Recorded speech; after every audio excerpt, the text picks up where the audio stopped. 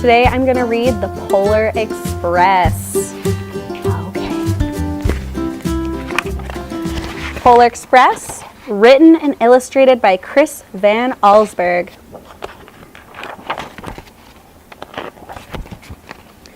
On Christmas Eve, many years ago, I lay quietly in my bed.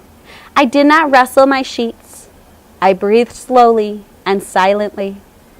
I was listening for a sound a friend had told me I'd never hear.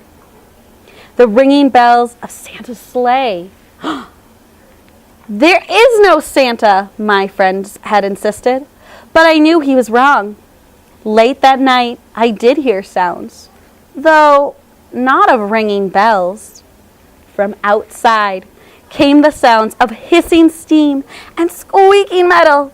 I looked through my window and saw a train standing perfectly still in front of my house. It was wrapped in an apron of steam. Snowflakes fell lightly around it. A conductor stood at the open door of one of the cars. He took a large pocket watch from in his vest, then looked up at my window. I put on my slippers and robe. I tiptoed downstairs and out the door. "All aboard!" the conductor cried out. I ran up to him. "Well," he said, "are you coming?"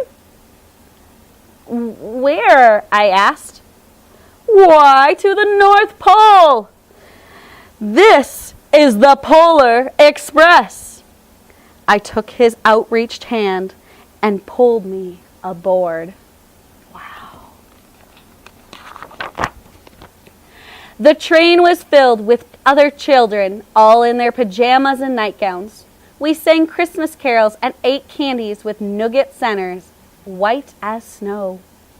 We drank hot cocoa and thick and rich as melted chocolate bars. Outside, the lights of the towns and villages flickered in the distance as the Polar Express raced northward.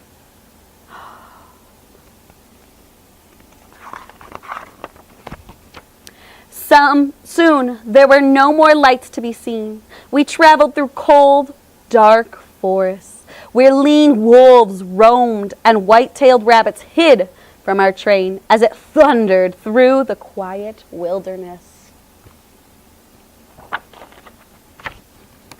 We climbed mountains so high, it seemed as if we would scrape the moon. But the Polar Express never slowed down. Faster and faster, we ran along, rolling over peaks and through valleys like a car on a roller coaster. There it is. The mountains turned into hills, the hills to snow-covered plains. We crossed a barren desert of ice, the Great Polar Ice Cap. Lights appeared in the distance. They looked like the lights of a strange ocean liner sailing on a frozen sea. "There," said the conductor, "is the North Pole." There it is. The North Pole.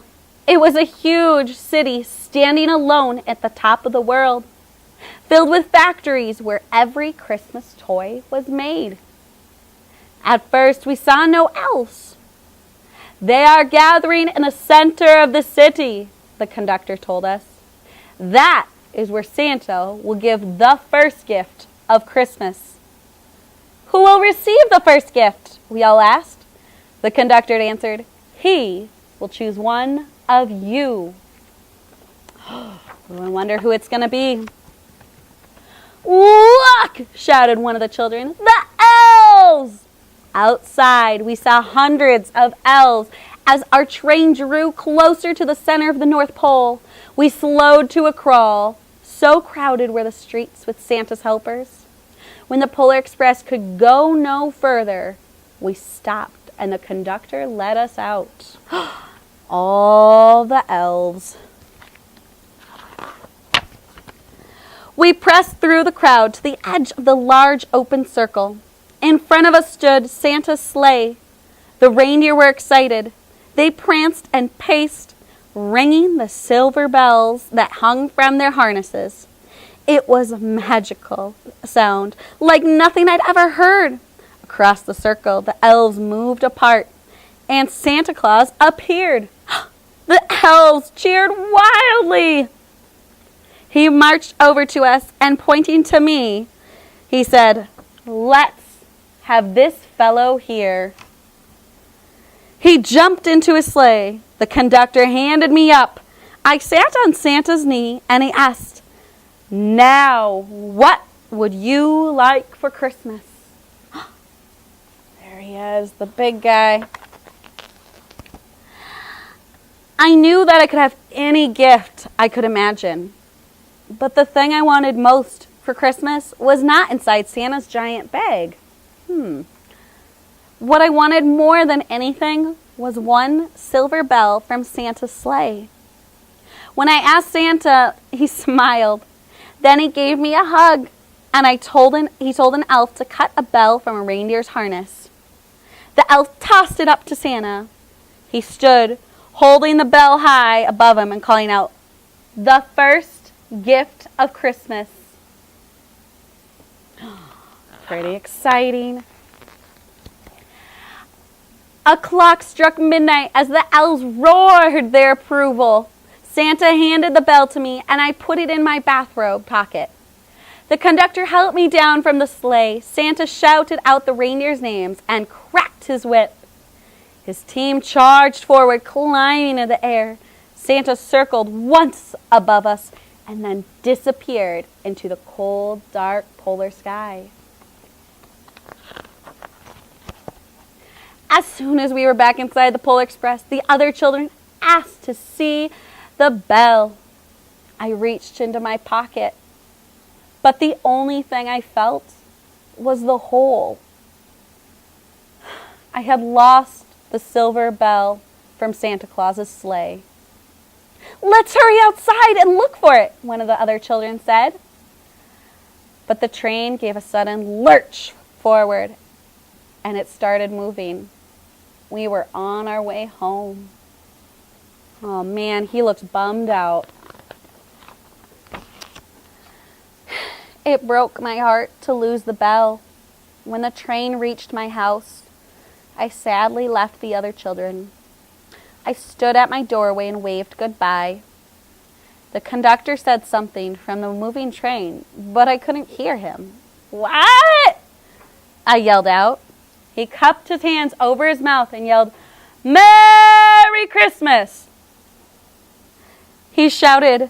The Polar Express let out a loud blast from his whistle and sped away. On Christmas morning, my little sister Sarah and I opened our presents. When it looked as if everything had been unwrapped, Sarah found one last small box behind the tree. It had my name on it. Inside, it had the silver bell. There was a note. "Found this on the seat of my sleigh. Fix that hole. Signed, Mr. C." I shook the bell. It made the most beautiful sound I had ever heard, and that my sister had ever heard. But my mother said, "Oh, that's too bad." "Yes," said my father, "it's broken." When I'd shaken the bell, my parents had not heard a sound. So sister and him had heard the sound, but not his parents. At one time, most of my friends could hear the bell, but as years passed, it fell silent for all of them. Even Sarah found one Christmas that she could no longer hear its sweet sound.